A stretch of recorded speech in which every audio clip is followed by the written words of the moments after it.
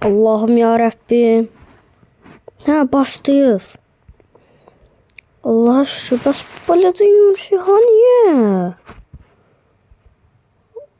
Başlıyor. Ha. Hamınıza salam uşaqlar. Üzr istəyirəm. Kayıt niyəsə başlamırdı. Bax yenə səssiz alındı nədir? Nəsə Max'i çıxartmışdım o pis videoda.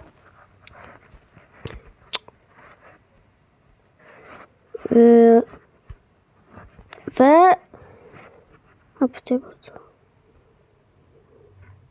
ha, bir dakika koy bunları. Uşaqlar bir dakika. Ha, neyse bugün ödüller alacaq. Ne bileyim bir şeyler eləyəcək. Sinirim ayanır, Allah'a and olsun ki, Kur'an'ıma and olsun, çok sinirim ayanır. Ay vara. Ay bu harda bak, ben onu istiyorum.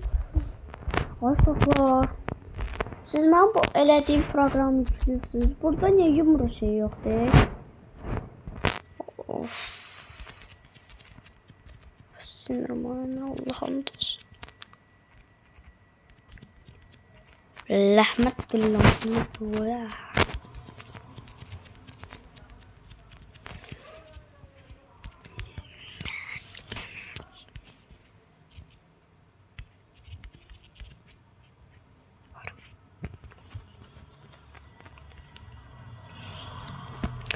Koyayım ben bir tane videomu bağlayayım. Gec olacaq.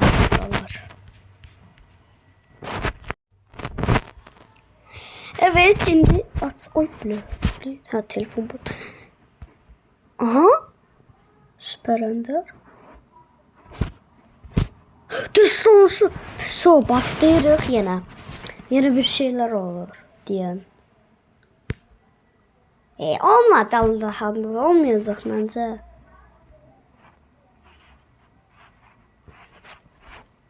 Olmadı Allah hakkı. Sevinmiştim be Allah.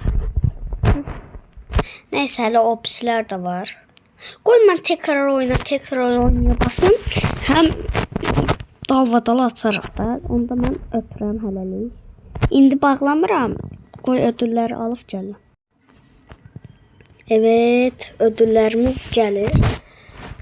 Bunlardan heç nə çıxmır. Onsuz da.